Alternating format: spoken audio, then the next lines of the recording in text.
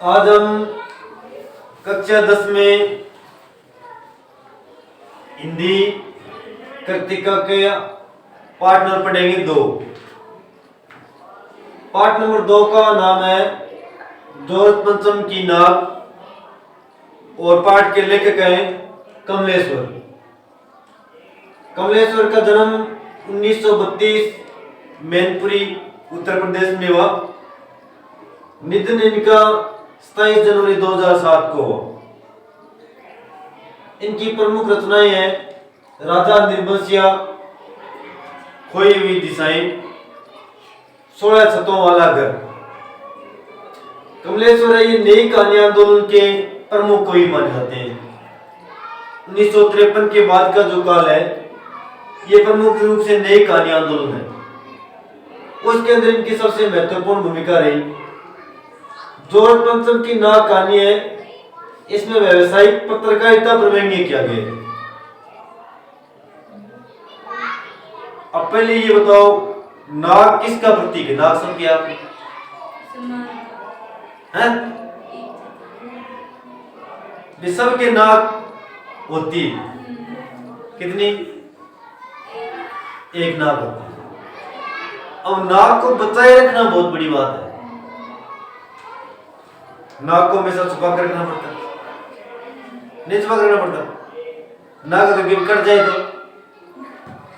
अब गांव में भी ऐसे बहुत सारे लोग हैं जिनकी नाक कटी हुई होती है कि नहीं?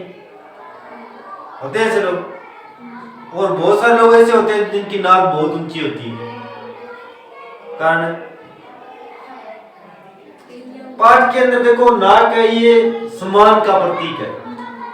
नाक काट देना, नाक कट जाना, ठीक है। अब पाठ के अंदर देखो देश की आजादी के बाद में भारतीयों की व्यवसायिक जो परंपरा है, खून के अंदर जो गुलामी है वो आज तक गई नहीं है। क्या चलेगी? जैसे मान लो आपकी कक्षा 10, अगर कक्षा में कोई भी अध्यापक न आए, एक दिन आपको ये खुला छोड़ देगा आपको पढ़ना है पूरे दिन, क्या पढ़ सकते? नहीं पढ़ सकते। अगर कोई अध्यापक या कोई अन्य व्यक्ति कोई मान लो 5 फुट का डंडा लेकर आपके पास में बैठा रहेगा तो आप क्या करोगे? पढ़ाई करोगे, क्योंकि आपको गुलाम रहना पसंद है। आपका मतलब नहीं है, सब एक दूसरे के गुलाम है। अब अंग्रेजों ने 300 साल तक भारत के अंदर राज किया और हमारे खून के अंदर उन्होंने ऐसी गुलामी मिला दी कि वो गुलामी आज तक हमारे खून से निकले नहीं। या निकलेगी? नहीं निकली। अब देखो जोरत पंचम है, इसकी कलकत्ता बंबई के अंदर मूर्ति बनी हुई थी, बहुत बड़ी मूर्ति बनी हुई थी। जोरत पंचम है, इसने बड़ी भारतीयों के साथ बड़ा अत्याचार किया था, इसलिए लोगों ने इसकी नाक काट दी। अब एक बार महारानी एलिजाबेथ ये भारत का दौरा करने के लिए आ रही थी। महारानी एलिजाबेथ भारत का दौरा करने के लिए आ रही थी, तो उस समय देखो पूरे भारत को अंदर बड़ा सजाया गया। अब देखो विदेश से कोई भी मान लो अमेरिका से अगर प्रधानमंत्री हमारे अमेरिका राष्ट्रपति हमारे देश में अगर आए तो दिल्ली बम्बई वो जहां भी आएगा वहां बड़ी सुंदर व्यवस्थाएं की जाएगी। और कोई भी देश का राष्ट्रपति या प्रधानमंत्री आता है तो देश का बहुत खर्चा लगता है कि नहीं लगता है? तो इसी प्रकार से महारानी एलिजाबेथ इंग्लैंड से भारत के अंदर आ रही थी। अब भारत के अंदर और तो सब कुछ था, सब जगह सफाई हो गई, सब लोग भी अच्छे थे, देखने में भारत अमीर भी दिख रहा था। लेकिन सबसे बड़ी ये समस्या थी कि चौराहे में लगी हुई एक मूर्ति थी जोरत पंचम की, उसके ऊपर नाग नहीं थी।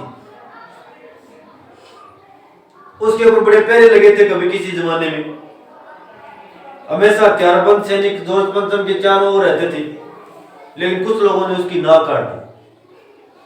अब समस्या ये हो गई कि उसकी नाक दोबारा कैसे लगाई जाए। अब आप बताओ कि जिस व्यक्ति की नाक एक बार कट जाए क्या नाक दोबारा लग सकती है? नहीं लग सकती, नहीं लग सकती ना। अब जोरत पंचम की नाक लगानी ये सबसे बड़ी समस्या। अब उसमें भारतीय ने विज्ञापन निकाला कि जो व्यक्ति जोरत पंचम की मूर्ति की नाक लगा देगा उसे बहुत बड़ा इनाम दिया जाएगा।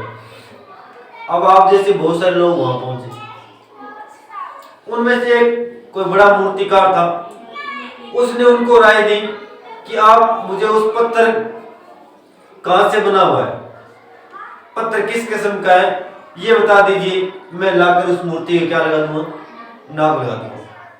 अब देखो वह मूर्तिकार उस मूर्ति के पास गया, उसने पत्थर को देखा और उसके बाद में उस पत्थर को खोजने के लिए वो पूरे देश में विदेश में सब देशों के अंदर घूमा।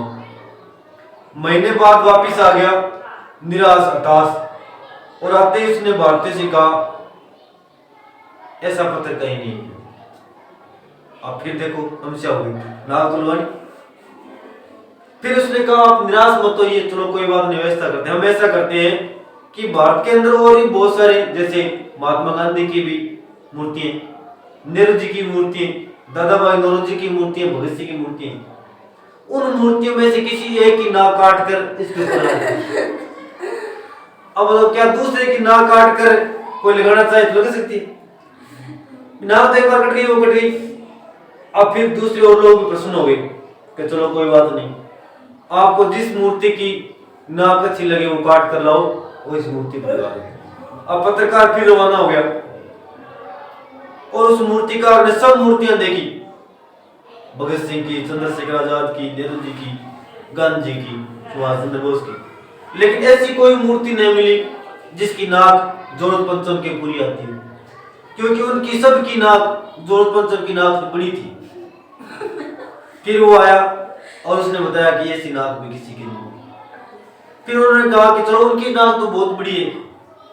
दिल्ली के अंदर कुछ शहीद हुए छोटे बच्चों की मूर्तियां बनी हुई थी, उनकी नाक चेक करो, शायद कोई नाक आ जाए। फिर पत्रकार वहां भी, मूर्तिकार वहां भी गया, उसने वहां उन सब बच्चों की नाक के नाप लिए, लेकिन उनकी नाक भी जॉर्ज पंचम की नाक से बड़ी थी। अब समस्या हो गई। अब पत्रकार निराश हताश होकर लौटा और फिर उसने सभी कैमरे बंद करवाई, क्योंकि ये बात बाहर भी नहीं जानी चाहिए। पत्रिका वालों को पता चल जाए कि नाक के लिए इतनी बड़ी समस्या हो गई है तो फिर हमारे देश के अंदर बदनामी होगी। एलिजाबेथ आएगी तो उसको हम क्या दिखाएंगे, क्योंकि अगर उसको जॉर्ज पंचम की नाक लगी हुई नहीं दिखा देंगे तो हमारी भी नाक कट जाएगी। फिर देखो मूर्तिकार ने सबसे बड़ी आइडिया दिया कि आप मुझे हुक्म दीजिए, भारत के 33 करोड़ जो जनता है उसमें से किसी एक की जीवित नाक काट कर लगा दी जाएगी। अब लोग एक बार तो वहां जो थे वो बड़े खुश हुए। अब समस्या ये हो गई कि नाक किसकी काट कर लगाए, सबने अपनी अपनी नाक कटा ली। अब जैसे मूर्तिकार ने सबकी ओर देखना शुरू किया कि नाक किसकी पूरी आ सकती है, अब देखो सब ऐसे करने लगे क्योंकि सबको अपनी नाक पूरी होती। अब अंत में ऐसा हुआ, मूर्तिकार ने कहा कि सारा मैं कर दूंगा कि नाक किसकी काट कर लगानी, मुझे सारा करना है, नाक किसकी काट कर लगानी। अब नाक को काटना किसकी जिम्मेदारी है? हाँ, कमेटी में जो सदस्य थे उनकी जिम्मेवारी है। अब अंत एक की नाक काट कर जीवित नाक लगा दी गई। मूर्ति के चारों ओर पानी पानी कर दिया गया ताकि नाक नीचे नहीं उतर जाएगी सूखकर। एलिजाबेथ आई, लेकिन दूसरे दिन समाचार में ऐसी कोई बात नहीं आई कि उन्होंने कहीं कोई उद्घाटन किया हो, कोई बड़ा कार्य किया हो, कुछ नहीं। और देखो एक नाक को लगाने के लिए कितने प्रयास करने पड़े। तो इस पाठ के अंदर इस तरह से पत्रकारिता और दिखावे की जो व्यंग्य प्रवृत्ति उसको व्यंग्य किया गया है। ये आपका इस तरह का पाठ है, ठीक है। अब प्रश्न देखो कौन कौन सी करनी है आपको।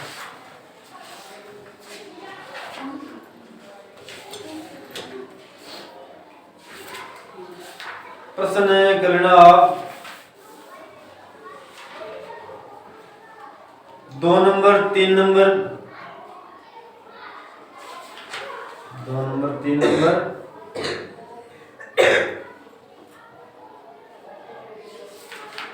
8 नंबर 10 नंबर 11 नंबर